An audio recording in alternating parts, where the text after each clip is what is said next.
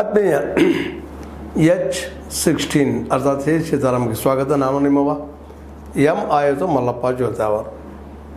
ಲಂಚ ಲಂಚ ಲಂಚ ಲಂಚ ಇಲ್ಲದ ಆಫೀಸಲ್ಲೇನೋ ಅನ್ನುವಷ್ಟರ ಮಟ್ಟಿಗೆ ಇವತ್ತಿನ ಪರಿಸ್ಥಿತಿ ಆಗೋಗ್ಬಿಟ್ಟದ. ಪ್ರತಿಯೊಂದು ಯಾವುದೇ ಇಲಾಖೆಗೆ ಹೋದರೂ ಲಂಚ ಇಲ್ಲದೆ ಕೆಲಸ ಆಗೋದಿಲ್ಲ. ಆದರೆ ಲಂಚದ ಒಂದು ಸುಳಿಯಲ್ಲಿ ಸಿಗುವ ಅಧಿಕಾರಿಗಳು ಭಾಳ ಕಡಿಮೆ ರೀ. ಯಾಕಂದ್ರೆ ಅವ್ರನ್ನ ಹಿಡಿಯೋದಂತೆ ಭಾಳ ಕಷ್ಟದ ಕೆಲಸ ಆಗ್ಯದ.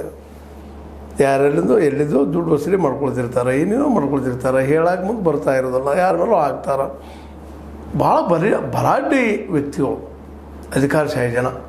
ಎಲ್ಲೋ ಒಂದು ಅಪರೂಪಕ್ಕೆ ಸಿಗ್ತದೆ. ನಮ್ಮ ಲೋಕಾಯುಕ್ತ ಅಂತ ಒಂದು ಅಪರೂಪದ ಒಬ್ಬ ಲಂಚಕೋರ ACP ಮತ್ತು ಲಂಚಕೋರ ASI ಅವನು ಬಂಧನ ಮಾಡಿದ್ದಾರೆ. ಒಂದು ಕಂಪ್ನಿ ಬರ್ತದೆ, ಅದ್ವಿ ಗ್ರೂಪ್ ಆಫ್ ಕಂಪ್ನೀಸ್ ಅಂತೇಳಿ.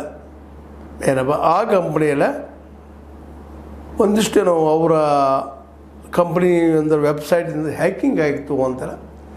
ಹ್ಯಾಕಿಂಗ್ ಆಗಿದ್ದನ್ನು ಕಂಪ್ಲೇಂಟ್ ಕೊಡ್ತಾರೆ.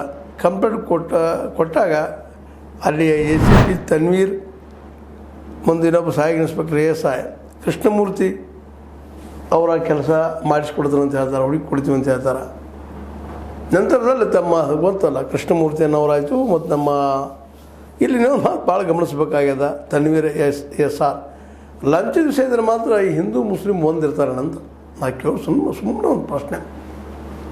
ಲಂಚ ಅಂದರೆ ಎಲ್ಲರೂ ಹೊಂದಾಣಿಕೆ, ಹಿಂದೂ ಇರಲಿ, ಮುಸ್ಲಿಂ ಇರಲಿ, ಕ್ರಿಶ್ಚಿಯನ್ ಇರಲಿ, ಮತ್ತಾರು ಇರಲಿ, ಯಾವ ಜಾತಿ ಇರಲಿ, ಯಾವ ಕುಲ ಇರಲಿ, ಯಾವುದೇ ಇರಲಿ, ಲಂಚ ಅಲ್ಲಿ ಒಂದು ಮಾಡಿಬಿಟ್ಟದ ಅವರನ್ನು, ಕೃಷ್ಣಮೂರ್ತಿ ಅವರನ್ನು ಮತ್ತು ಇನ್ನೊಬ್ಬರು ತನ್ವೀರ್ ಅವರನ್ನು. ಅವ್ರು 4 ಲಕ್ಷ ರೂಪಾಯಿ ಡಿಮಾಂಡ್ ಇಟ್ಟಿದ್ದಾರೆ ಮಧುಸೂದನ್ ಅವ್ರ ಮುಂದೆ. BS ಮಧುಸೂದನ್ ಅಂತೇಳಿ. ನಾವು ಹಿಡಿದು ಕೊಡ್ತೀವಿ, ಮಾಡ್ತೀವಿ, ನಮ್ಗೆ 4 ಲಕ್ಷ ಕೊಡ್ರಿ, ಮೊದಲು 2 ಲಕ್ಷ, ನಂತರ 2 ಲಕ್ಷ ಅಂತೇಳಿ ಒಪ್ಪಂದ ಆಗ್ಯದ. ಆ 2 ಲಕ್ಷ ಕೊಡಕ್ಕೆ ಬಂದಾಗ ಲೋಕಾಯುಕ್ತರು ಬಂದು ಅಟ್ಯಾಕ್ ಮಾಡಿದ್ದಾರೆ ಈ ನಮ್ಮ ತನ್ವೀರ್ ಅವ್ರನ್ನ, ಇನ್ನೊಬ್ರು ಕೃಷ್ಣಮೂರ್ತಿ